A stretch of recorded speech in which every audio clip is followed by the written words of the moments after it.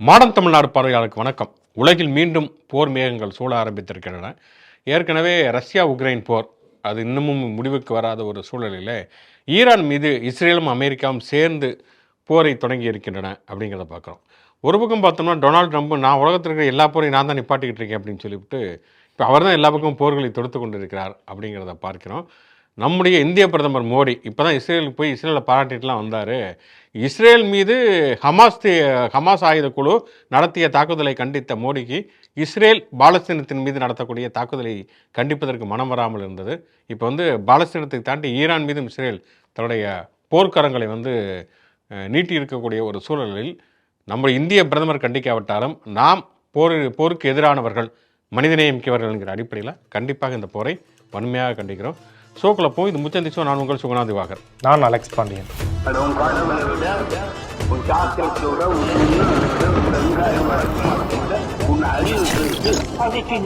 Okay, நேற்று மதியத்திலிருந்து நம்ம ஷூட்டிங்லாம் முடிஞ்சதில் இருந்து மாலையிலிருந்தே ஒரு பரபரப்பான ஒரு செய்தி அப்படிங்கிறது விஜயிடமிருந்து விவாகரத்து கோரக்கூடிய அவருடைய மனைவி சங்கீதாவினுடைய அந்த நோட்டீஸ். பொதுவாக இது மாதிரியான தனிப்பட்ட விவகாரங்கள் தொடர்பாக நாம் பேசுவது கிடையாது. பொதுவெளியில் ஒரு புகாராக வந்தால் மட்டும்தான் அதை எடுத்துக்கொள்ள வேண்டுமே தவிர, ஒரு கணவன் மனைவிக்கு இடையில் இருக்கக்கூடிய பிரச்சனை அது அவங்க இரண்டு பேருக்கும் இடையில் திருமண உறவுங்கிறது சரியானதாக இல்லை அப்படிங்கிறதுல யார் ஒருவர் உணர்ந்தாலும் கூட அவர்கள் தங்களுடைய திருமணத்தை ரத்து செய்வதற்கான உரிமைகள் அப்படிங்கிறது உண்டு. அது கணவனாக இருந்தாலும் சரி, மனைவியாக இருந்தாலும் சரி, அது நீதிமன்றத்தில் இருக்கிறது. அவங்க சில காரணங்களை குறிப்பிட்டிருக்கிறார்கள். இந்தந்த காரணத்தின் காரணமாக நான் இந்த திருமண உறவை ரத்து செய்கிறேன் அப்படிங்கிற மாதிரி குறிப்பிட்டிருக்கிறார்கள். அது உண்மையா பொய்யா அப்படிங்கிறத நீதிமன்றம் தான் முடிவு செய்ய வேண்டும். அதற்குள் தலையிடுவதற்கு யாருக்குமே உரிமை கிடையாது. விஜயை பொறுத்த வரைக்கும், விஜய் ஒரு சினிமா நடிகர். அவர் இப்போ அரசியல் கட்சியை ஆரம்பித்திருக்கிறார். அவர் ஒரு அரசியல் கட்சியை ஆரம்பித்து அந்த அரசியல் கட்சியினுடைய தலைவராக அவருடைய செயல்பாடுகள் எப்படி இருக்கின்றன அப்படிங்கிறத பார்த்து தான் நம்ம விமர்சிக்கணுமே தவிர, அவர் தனிப்பட்ட வாழ்க்கையில் எப்படி இருக்கார் அப்படிங்கிறது நமக்கு தேவையே இல்லாத ஒரு விஷயம். அது ஏற்கனவே நயினா நாகேந்திரன் அவரையும் இன்னொரு நடிகையை சம்மந்தப்படுத்தி பேசினப்பையும் நம்ம அதுதான் சொன்னோம். இப்பயும் அதுதான் நம்ம சொல்லுகிறோம். ஆனால் அதே நேரத்தில் என்னென்னா, இது விஜய் அவருடைய மனைவி அவங்க ரெண்டு பேருக்கும் தனிப்பட்ட முறையில் இருக்கக்கூடிய ஒரு விஷயம். இதை பொது வெளியில் விமர்சிக்கக்கூடாது அல்லது விவாதிக்கக்கூடாது அப்படிங்கிற நிலைப்பாட்டை தாவேக்காரர்களே உடைப்பதற்கான எல்லா விஷயங்களும் செய்து கொண்டிருக்கிறார்கள். அப்படிங்கிறதா உண்மையிலேயே ஆச்சரியத்தை அளிக்கக்கூடிய ஒன்றாக இருக்கிறது. அவங்க என்ன சொல்லலாம், இது ரெண்டு பேருக்கும் தனிப்பட்ட விஷயங்க. இது பொதுவெளியில் நம்ம சொன்ன மாதிரி அவங்களும் சொல்லலாம். இதை அரசியலாக ஆக்கக்கூடாது அப்படிங்கிற விஷயத்தை அவங்க சொல்லலாம். ஆனால் அவங்க என்ன சொல்கிறாங்கன்னா, உங்கள் தலைவர்கள்லாம் யோக்கியமா அப்படிங்கிறதுலேருந்து ஆரம்பித்து கடைசியில் விஜயனுடைய மனைவியின் மீதே முழு விமர்சனங்களையும் குற்றச்சாட்டுகளையும் திருப்பக்கூடிய வகையில் போகிறார்கள். அப்படிங்கிறது தான் உண்மையிலேயே வருத்தத்தையும் அதிர்ச்சியும் வேதனையும் அளிக்கக்கூடிய ஒன்றாக இருக்கிறது அப்படின்னு சொல்லலாம். ரெண்டு பேருக்கும் ஒரு தனிப்பட்ட ரீதியிலான ஒரு பெர்சனல் அந்தரங்கம் இருக்கிறது. அது பொதுவெளிக்கு விவாதிப்பதுங்கிறது தவறு அப்படின்னு சொல்கிறப்ப, எதிர்த்தரப்பில் விஜயை ஆதரிப்பதாக நினைத்து கொண்டு விஜயுடைய மனைவியின் மீது இவ்வளவு காலம் அவங்க தான் கிட்டத்தட்ட 98 இருந்து ஒரு 30 ஆண்டு காலம் அவரோட இருந்திருக்கிறாங்க. அப்படி இருக்கக்கூடிய ஒரு சூழலில் எப்படி இவ்வளவு கடுமையான விஷயங்களை சொல்வது? இன்னொன்று என்னென்னா, தங்களில் அதாவது விஜய்க்கு என்ன பிரச்சனை வந்தாலும் அதுக்கு திமுக தான் காரணம். கரூரில் 41 பேர் இருந்தாங்களா, அதுக்கு திமுக தான் காரணம். ஜனநாயகம் படத்தை முடக்கிட்டாங்களா, சென்சாருக்கும் திமுக தான் காரணம் அப்படின்னு சொல்லிட்டு எல்லாவற்றுக்கும் திமுக தான் காரணம். கடைசியில் விஜயனுடைய மனைவி மணவளுக்கு கோரி ஒரு வழக்கை போடுவதற்கும் திமுக தான் காரணம்னு சொல்லி அது விஜயை அது அவமானப்படுத்துவதாக இல்லையா? விஜயோட 30 ஆண்டுகள் ஒரு நம்பிக்கையோடு வாழ்ந்திருக்கக்கூடிய ஒரு பெண், அவங்க ஒரு கட்சி அரசியல் கட்சி சொன்னாங்கன்னா அவங்க கேட்டுக்குவாங்கன்னு சொல்வது அப்படிங்கிறதே அது அவர்களையே அவமானப்படுத்தக்கூடிய ஒன்றாக இருக்கிறது. அப்படிங்கிறதை உணராமல் இதை ஏதோ ஒரு ப்ரொஃபஷனலான அதாவது தனிப்பட்ட முறையில் சில பேர் சில கருத்துக்களை சொல்கிறாங்கன்னா கூட ஒரு அதீதமான ஒரு உணர்ச்சியின் வயப்பட்டு சொல்லுகிறார்கள் அப்படிங்கிறத நம்ம எடுத்துக்கலாம். ஏன்னா இப்போ எல்லா கட்சியை சேர்ந்தவர்களும் சோசியல் மீடியாவில் பல்வேறு விதமான கருத்துக்களை சொல்கிறார்கள். அது கட்சியினுடைய அதிகாரப்பூர்வமான கருத்துக்களை எடுத்து நம்ம பேச முடியாது. எல்லா கட்சிகள்லையுமே சில பேர் வரம்புகளை மீறி பேசுவார்கள். ஒவ்வொருத்தருக்கும் ஒரு கருத்து இருக்குங்கிறது வேற.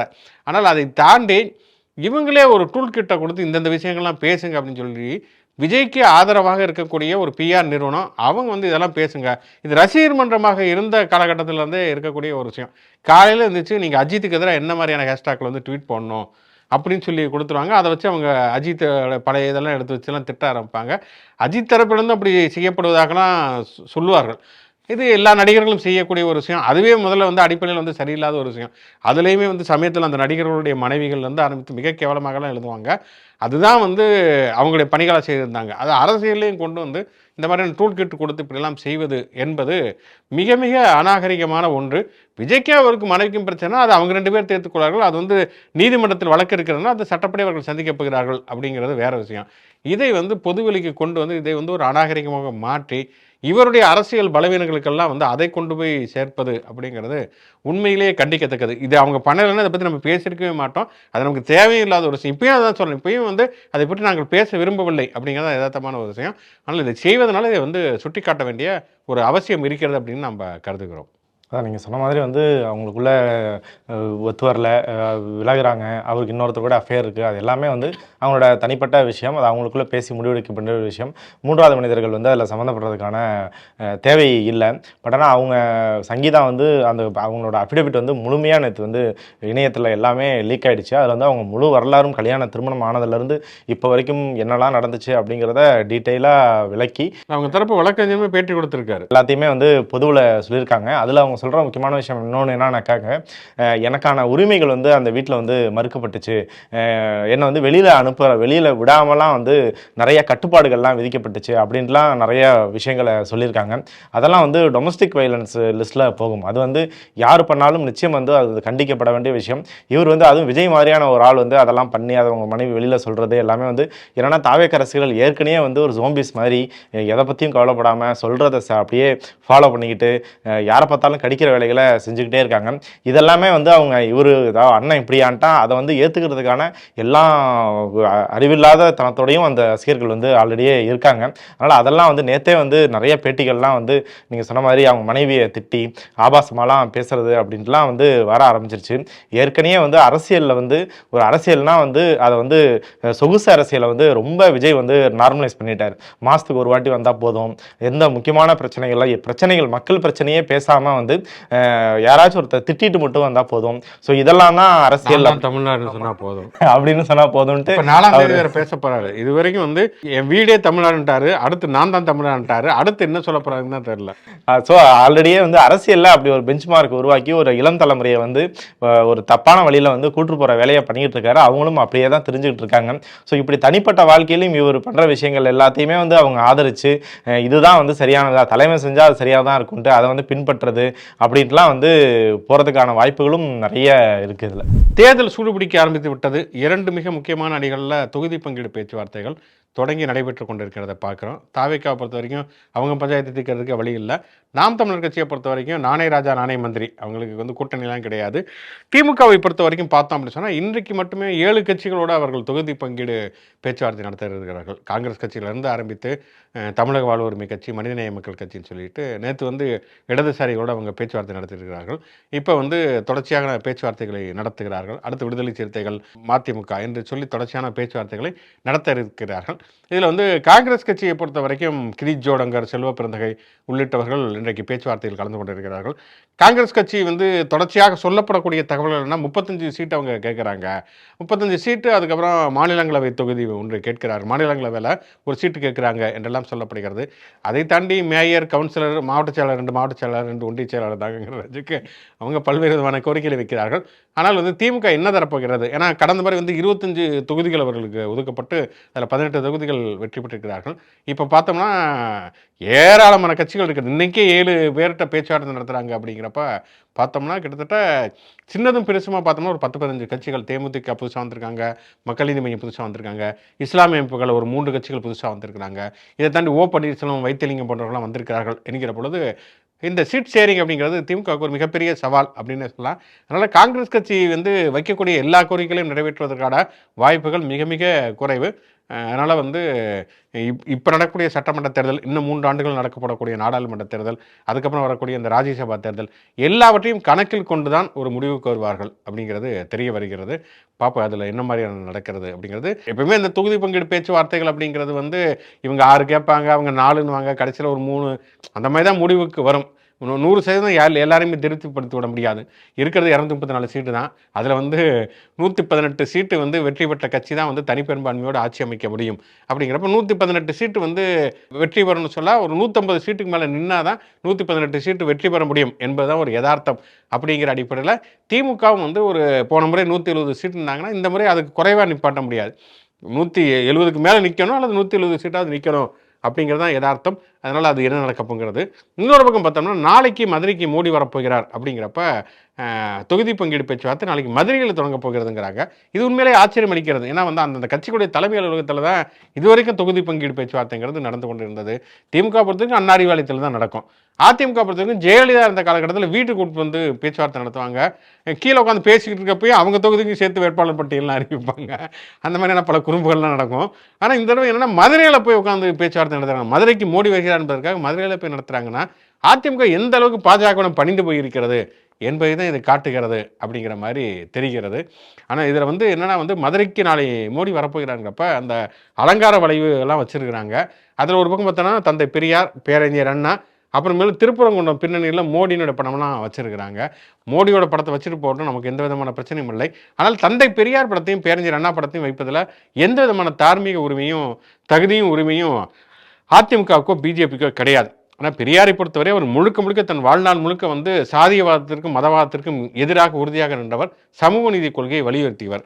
ஆனால் பாஜகங்கிறது பெரியாருக்கு நேர் எதிரான ஒரு கட்சி, ஒரு கருத்தியலை சித்தாந்தத்தை கொண்டிருக்கக்கூடிய கட்சி, மதவாதத்தை தூண்டக்கூடிய ஒரு கட்சி, சமூக நீதினா என்ன அப்படின்னு கேட்கக்கூடிய ஒரு கட்சி. பேரறிஞர் அண்ணா வந்து மாநில உரிமைகளுக்காகவும் மொழி உரிமைகளுக்காகவும் தான் தன்னுடைய அரசியல் பயணத்தை வந்து ஆரம்பித்தவர். அப்படி இருக்கிறப்ப மாநில உரிமைகளை மறுத்து இந்தி திணிப்பை வந்து ஊக்குவிக்கக்கூடிய பிஜேபி, அதற்கு வந்து அடிமையாக இருக்கக்கூடிய அதிமுக எப்படி பெரியார் அண்ணா படங்களை பயன்படுத்தலாம் அப்படிங்கிறது மிக மிக முக்கியமான கேள்வி. வேணா சாவர்கர், கோல்வால்கர், ஹெட்கேவார் இவங்க ஃபோட்டோலாம் வச்சுக்கிட்டு நமக்கு எந்த விதமான மறுப்பும் கிடையாது. மோடி படத்தை, முருகன் படம் என்ன வேண்டுமானாலும் வைத்துக் கொள்ளலாம். ஆனால் இதையே வைக்கிறாங்கிறது. இன்னொன்று நாளைக்கு வரப்போகக்கூடிய மோடி என்னவெல்லாம் வந்து பதில் சொல்ல போகிறார். இதே மதுரையில் வந்து எய்ம்ஸ் இன்னும் முடியாமல் இருக்கிறது. தமிழ்நாட்டில் கல்விக்கான நிதி வந்து ஒதுக்கப்படாமல் இருக்கிறது. மெட்ரோ ரயில் திட்டங்கள் கோயம்புத்தூருக்கும் இதே மதுரைக்கும் மறுக்கப்பட்டிருக்கிறது. ஜல்ஜீவன் திட்டத்திற்கான நிதி ஒதுக்கப்படவில்லை. நாம் கேட்கக்கூடிய பேரிடர் நிவாரண நிதி தரப்படவில்லைன்னு சொல்லி ஏராளமான விஷயங்கள் இருக்கிறது. ஆனால் அவர் எனக்கு தெரிஞ்ச இந்த திருப்பரங்குன்ற விஷயம், அப்புறம் இவர் விஜய் மாதிரியே தான் நான் தான் அவர் தமிழ்நாடு நான் தானா இவர் தான் தான் இந்தியா அப்படிங்கிற மாதிரி ஏதாவது ஒரு விஷயத்தை வந்து பேசுவார் என்று எதிர்பார்க்கப்படுகிறது. என்ன மோடி பேசப் போகிறார் அப்படிங்கிற ஒரு எதிர்பார்ப்பு இருக்கிறது. தமிழ்நாட்டு வளர்ச்சி திட்டங்கள் பற்றி அவர் பேசுவாரா, அதற்கான நிதியை தருவாரா, நீட் ரத்தை பற்றி பேசுவாரான்னு சொல்லி ஏராளமான கேள்விகள் இருக்கிறது. என்ன நாளைக்கு மோடி பேச போகிறாரு, அதுக்கு எடப்பாடி பழனிசாமி என்ன பதிலளிக்க போகிறார் அப்படிங்கிறதையுமே நம்ம பார்ப்போம். நம்ம இந்த ஷூட் போகிறதுக்கு முன்னாடி பிரேக்கிங் நியூஸ் வந்துச்சு. அந்த பெரியார் படத்தை வந்து அங்கேருந்து அகற்றிட்டாங்க அப்படின்ட்டு செய்திகள் வந்துச்சு. மேலே இருந்த பெரியார் படத்தை அந்த கும்போடு எடுத்து கீழே வச்சுருக்காங்க. அதுவும் தொடர்ந்து விமர்சனத்துக்கு உள்ளாகுது. பாஜக சொல்லி அந்தளவுக்கு வந்து அதிமுக அடிமையாக இருக்குது, அதிமுக சார்பாக வைக்கப்பட்டுச்சு. அங்கேருந்து பாஜகலேருந்து சொல்லப்பட்டோன்னா அதை அகற்றிட்டாங்க அப்படின்ட்டு சொல்லப்பட்டுருச்சு. அதனால் அடுத்தடுத்து என்ன ஆகும் அப்படிங்கிறது தான் அதில் பார்க்க வேண்டிய விஷயம். அதுக்கப்புறம் காங்கிரஸ் திமுக கூட்டணி பேச்சுவார்த்தை நடக்கும்போது கிரீஷ் ஜவடேகர் அவருமே காலையில் வந்திருந்தார். அவர் காலையில் விமான நிலையத்திலையும் பேட்டி அளித்தார். அறிவாலயம் உள்ளே போயிட்டு வந்தும் பேட்டி அளித்தார். கிட்டத்தட்ட ஒரு 3 மாதம் எல்லா பிரச்சனைக்கும் இவர் தாங்க காரணம் அப்படிங்கிற மாதிரி தான் கிரீஷ் ஜவடேகர் இருந்தார். எல்லா முன்னுக்கு பின் முரணான தகவலையும் சொல்லி இந்த கவுன்சிலர் சீட்டு கேட்டது எல்லாமே அவர் தான். ஆனால் இன்னைக்கு காலையில் விமான நிலையத்திலையும் சரி இங்கேயும் சரி அவர் வாயவே திறக்கலை, அமைதியாக வந்து பேட்டி கொடுத்துருந்தார். இவங்க வந்து கேட்குறாங்க, தாவேக்காவோட பேச்சுவார்த்தை நடக்குதா, எத்தனை சீட்டு கேட்க போகிறீங்க, அதிகாரத்தில் பங்குன்னீங்களே, என்னன்னா எல்லாம் பேசிட்டு வந்து சொல்கிறேன் அமைதியாக இருங்க அப்படின்ட்டாரு. அறிவாலயத்துலேருந்து வரும்போதுமே வந்து செல்வ பெருந்தகை தான் ரொம்ப கான்ஃபிடென்ட்டாக பேசிக்கிட்டு இருந்தார். கிரீஷ் ஜவடேகரை பேசவே விடலை மீடியாட்ட. தொடர்ந்து வந்து மிகப்பெரிய இது வரைக்கும் வரலாற்றில் இல்லாத அளவுக்கு காங்கிரஸ் திமுக கூட்டணியில் விரிசல் பிரச்சனை அப்படின்ட்டுலாம் நியூஸ் போயிட்டு இருக்கும்போது ஒவ்வொரு விஷயமா நடக்க பிரேமலதா விஜயகாந்த் வந்து சேர்ந்தாங்க. அன்னையோட வந்து ஒரு மாணிக்கம் தாக்கூர் ஒரு சீன்லேயே இல்லை. அவர் வந்து எல்லாம் பேசுறதை நிப்பாட்டிக்கிட்டாரு, ட்விட் போடுறதை நிப்பாட்டிட்டாரு, சீட்லேருந்து வெளியே போயிட்டாரு. அப்புறம் ஓபிஎஸ் வந்து சேர்றது, 5000 ரூபாய் உரிமை தொகை கொடுக்கறது அப்படின்ட்டு திமுக கூட்டணிக்கு ஆதரவான விஷயங்கள் ஒன்று ஒன்றா நடக்க காங்கிரஸ் வந்து கொஞ்சம் கொஞ்சமாக அமைதியாகிட்டே இருந்து இன்னைக்கு வந்து மொத்தமாக அமைதியாகிட்டாங்க. செல்வ பிறந்தகை காலையில் சொல்லும் போது வந்து நாங்கள் எங்களை விருப்பப்பட்ட அவர் வந்து எத்தனை சீட்டுங்கிறதெல்லாம் தாண்டி விருப்பப்பட்ட சம்பந்தப்பட்ட தொகுதிகள் லிஸ்ட்டை அவங்கள்ட்ட கொடுத்துருக்கோம். அவங்களும் ஒரு லிஸ்ட் எங்கள்கிட்ட கொடுத்துருக்காங்க. அடுத்த மீட்டிங்கில் அதை ஃபைனல் பண்ணுவோம் அப்படின்னு கூட்டணியெல்லாம் உறுதி, தொகுதியும் உறுதி. எந்தெந்த தொகுதிங்கிறது மட்டும் தான் பேலன்ஸுங்கிற ரேஞ்சுக்கு வந்து 2 செல்வ பிறந்தையும் கிரீஷ் ஜவடேகரும் பேட்டி கொடுத்துக்கிட்டு இருந்தாங்க. அந்த அளவுக்கு அந்த பிரச்சனை அப்போ ஆல்மோஸ்ட் முடிஞ்சிருச்சு அப்படிங்கிறது தான் அதில் தெரிய வருது. செல்வ பிறந்தவை பொறுத்த வரைக்கும் என்னென்னா, நாங்கள் திமுக கூட்டணியில் தான் தொடர்ச்சியாக ஏற்போம், தாவேக்காவோட நாங்கள் பேச்சுவார்த்தை நடத்தலை அப்படிங்கிறதையுமே உறுதியாக சொல்லியிருக்காரு. கிரீச்சோடுங்கிற சொன்னதுமே என்னென்னா, தாவேக்கா வந்து எங்களை வந்து கூப்பிடுதுன்னா எல்லாரும் தான் கூப்பிடுவாங்கன்னு தான் சொன்னாரே தவிர நாங்கள் பேச்சுவார்த்தை நடத்துறதுலாம் சொல்லலை. அப்படி தான் எல்லா ஊடகங்களும் போட்டிருந்தேன்னா அதையுமே செல்வ பிறந்தகை மறுத்திருக்கிறார். இன்னொரு பக்கம் பார்த்தோன்னா, இப்படி வந்து எல்லா கட்சிகளும் வந்து எப்படி கூட்டணி பேச்சுவார்த்தையெல்லாம் என்ன பண்ணுறது, எந்த கட்சியோட கூட்டணி சேர்வது, அந்த கூட்டணிகளுக்கு எப்படி இடங்களை ஒதுக்குவது, எப்படி தேர்தலை எதிர்கொள்வது, பாகமுகர்கள் கூட்டம் நடத்துவது, அப்படின்லாம் இருக்கக்கூடிய சூழலில் பாட்டாளி கட்சி தலைவர் ராமதாஸ் மட்டும் வித்தியாசமாக எங்கள் கட்சியோட சின்னத்தை முடக்குங்க அப்படின்னு சொல்லிட்டு கோர்ட்டில் கேஸ் போட்டிருக்காரு. மாம்பழம் சின்னத்தை முடக்குங்க.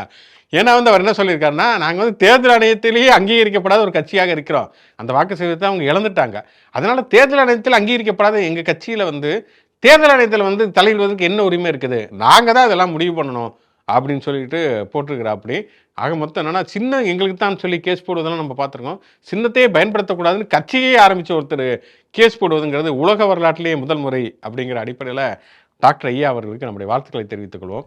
தாவேக்காவை பற்றி இன்னொரு விஷயத்தையுமே நம்ம சொல்லணும். என்னன்னா வந்து ஒரு கட்சி இப்போ தான் இன்னும் அவங்க அதிகாரத்துக்கே வரலை, கட்சி ஆரம்பித்த 2 வருஷத்தில் எந்த தேர்தலையுமே அவங்க நிற்கலை. அப்படி இருக்கக்கூடிய சூழ்நிலையே கட்சியில் வந்து சீட்டுகளை அந்த பதவிகளை வந்து விற்பதுங்கிற புகார்கள் தொடர்ச்சியாக வருவதை நம்ம பார்க்குறோம். அது ஏதோ ஒரு வதந்தி அல்லது எதிர்கட்சிக்காரங்க கிளப்புறதுங்கிறதெல்லாம் தாண்டி இன்றைக்கி வந்து தாவேக்காவில் மதுரையை சேர்ந்த சர்மிளாங்கிறவங்க தற்கொலை முயற்சியிலே ஈடுபட்டிருக்கிறாங்க. என்னென்னா, அவங்ககிட்ட வந்து பணம் வாங்கி மகளிர் அணி பொறுப்பு தரேன்னு சொல்லிட்டு சுற்றுச்சூழல் அணி அமைப்பாளர் பொறுப்பை தந்திருக்கிறாங்க. இவருடைய தற்கொலை முயற்சிக்கு காரணமே அந்த மாவட்ட செயலாளர் தங்கப்பாண்டி அப்படின்னு சொல்லி அவங்க பேட்டியே கொடுத்துருக்குறாங்க. இவ்வளோ மோசமாக இருக்குது. இன்னொரு இடத்துல இப்போ பார்த்தா வந்து அந்த மாவட்ட செயலாளர் அந்த கட்சிக்காரங்களை கூப்பிட்டு அவ்வளோ கேவலமாக பேசுகிறாரு. அது வீடியோக்களே வெளியாகி இருக்கிறது. அப்படி வந்து இவங்க அதிகாரத்துக்கு வர்றதுக்கு முன்னாலே இப்படி இவர்கள் நடந்து கொண்டார்கள் என்று சொன்னால் அதிகாரத்துக்கு வந்தால் எப்படி இருப்பாங்க அப்படிங்கிற பொதுச் செயலாளரே வந்து காசு வாங்கிட்டு தான் பதவி கொடுக்குறாங்கிறாங்க. தலைவர் எதை பற்றியுமே கண்டுக்க மாட்டேங்கிறா. அப்படி 10 நாளைக்கு ஒரு தடவை வெளியில் வந்து அப்படி தலையை கட்டி 4 பஞ்சாயத்து செயலாளர்கள் பேசிட்டு திருப்பி போய் ஆமி தன்னுடைய கூட்டுக்குள்ள அடைகிற மாதிரி போய் அடைச்சிக்கிறா. அப்படி என்ன நடக்குது அப்படிங்கிறதே தெரியலை. கடைசியாக ஒரு விளையாட்டு செய்தி தான், அதுவும் தாவேக்கா தொடர்பான ஒரு விளையாட்டு செய்தி தான். ஈரோடு தந்தை பெரியார் தாவேக்காவுடைய கொள்கை தலைவர் தந்தை பெரியார் பிறந்த ஊரில் வந்து பெரியாரை வந்து சிறப்பு சேர்க்கும் விதமாக ஒரு மிக முக்கியமான ஒரு விஷயத்தை தாவேக்கா வந்து பண்ணியிருக்காங்க. ஏன்னா விஜய் முதல்வராக வேண்டும் என்று விளக்கு பூஜை நடத்தியிருக்கிறார்கள். கொள்கை தலைவர் பிறந்த ஊரில் விளக்கு பூஜை நடத்தியிருக்கிறாங்கன்னா இதோட கொடூரம் கேவலம் வந்து என்ன சொல்கிறதுன்னு தெரியல. கிட்டத்தட்ட அதிமுகவுடைய நகல் காப்பியாகத்தான் தாவேக்கா உருவாகி கொண்டிருப்பதை பார்க்குறோம். ஜெயலலிதா வந்து அப்போலோ ஹாஸ்பிட்டலில் அட்மிட் ஆயிருந்தப்போ மண்சோறு சாப்பிடுவது இந்த மாதிரியான விஷயங்கள் தான் அவங்க பண்ணாங்க. ஜெயலலிதா சிறைக்கு போனாலும் சரி அல்லது மருத்துவமனையில் அனுமதிக்கப்பட்டாலும் சரி. திமுகவில் வந்து கடவுள் நம்பிக்கை உள்ளவங்களாம் இருக்காங்க, இல்லைன்னு சொல்ல முடியாது. ஆனால் அதே நேரத்தில் அந்த கட்சியுடைய தன்மை எப்படி இருக்குதுன்னா, கலைஞர் காவேரி ஹாஸ்பிட்டலில் அட்மிட் பண்ணியிருந்தால் அவங்க தொண்டர்கள் தலைவா எழுந்து வா தலைவா அப்படின்னு சொல்லி கோஷம் படுறாங்க. அதிமுகவில் மண்சோறு சாப்பிட்றாங்க, அப்புறம் அலகு குத்தி தேர் இழுப்பது, காவடி இழுப்பது, இந்த மாதிரியான காவடி தூக்குவது, இந்த மாதிரியான விஷயங்கள் பண்ணியிருக்காங்க. அது அப்படியே டிட்டோவா தாவேக்கா வருகிறார்கள் என்பதை நம்ம பார்க்கிறோம். ஓகே, இன்றைக்கி வந்து பிப்ரவரி 28 இன்றையோட இந்த மாதம் முடிவடைகிறது. நாளைக்கு மார்ச் 1ஆம் தேதி நடக்கிறது. நாளைக்கு தமிழ்நாட்டு முதலமைச்சருடைய திமுக தலைவர் ஸ்டாலினுடைய பிறந்தநாளும் கூட அவர்கள் நம்முடைய வாழ்த்துக்களை தெரிவித்துக்கிறோம். இப்போ என்னென்னா வந்து இன்றைக்கி நம்ம இப்போ முடிச்சிருக்கிறோம், இன்னும் ஒரு 10 மணி நேரம் இருக்கிறது இந்த நாள் முடிவதற்குள். அதுக்குள்ளே நமக்கு 2 முக்கியமான விஷயங்களுக்கு தீர்வு கிடைக்கும். ஒன்று என்னென்னா, டாக்டர் ஐயா வந்து மாம்பழ சின்னத்தை முடக்கிறதுக்கு கேஸ் போட்டிருக்கவர் எந்த கட்சியோட கூட்டணி, எந்த திராவிட கட்சியோட கூட்டணி அப்படிங்கிறத இன்றைக்கி தெரிவிக்கிறேன் அப்படின்னு சொல்லியிருந்தார். அதையுமே தெரிவிப்பார். அடுத்து வந்து ஆதவர்ஜனா சொல்லியிருந்தார் வந்து பிப்ரவரி முடிவதற்குள் வந்து 2 திமுகவுடைய அமைச்சர்கள் தாவேக்காக்கு போகிறாங்க அப்படின்னு சொல்லிட்டு வந்து அவர்கள் யார் என்பதையும் வந்து தெரிந்து கொள்ள நம்ம ஆவலோடு காத்திருக்கணும். 10 மணி நேரம் தான் இருக்கிறது. அப்படிங்கிறப்ப எனக்கு தெரிஞ்சு அந்த 2 அமைச்சர்கள், ஒன்று வந்து திமுக முதலமைச்சர் ஸ்டாலின் அவர்களும் துணை முதலமைச்சர் விளையாட்டுத்துறை மேம்பாட்டுத்துறை அமைச்சர் உதயநிதி ஸ்டாலின் 2 பேரும் தாவேக்காக்கு போயிடுவாங்க அப்படிங்கிற மாதிரி தான் தோன்றுகிறது. ஸ்டாலின் சார் உதயநிதி ஸ்டாலின் வந்து தாவேக்காக்கு போவதற்கான எல்லா வாய்ப்புகளும் இருக்கிறது அப்படிங்கிறத வந்து நம்ம அவளோடு எதிர்பார்க்கிறோம். அதனால் வந்து அடுத்த வீடியோவில் வந்து இதை பற்றி நம்ம பரபரப்பாக பேச போகிறோம் அப்படிங்கிறத சொல்லிட்டு தொடர்ந்து இது போன்ற பல்வேறு விதமான செய்திகளை விரிவாக விவாதிப்பதற்கும் உரையாடுவதற்கும் மாடர்ன் தமிழ்நாடு யூடியூப் சேனலோடு தொடர்புகள். உச்சநீதி ஷோவை லைக் பண்ணுங்கள், கமெண்ட் பண்ணுங்கள். மாடர்ன் தமிழ்நாடு சேனலுக்கு சப்ஸ்கிரைப் பண்ணுங்கள். யூடியூப் மாதிரியே மற்ற சமூக இணையதளங்களையும் நமக்கான பேஜஸ் இருக்குது, அங்கேயும் லைக் பண்ணி ஷேர் பண்ணி உங்களோட ஆதரவை தொடர்ந்து கொடுங்க. மீண்டும் நிகழ்ச்சி சந்திப்போம். நன்றி.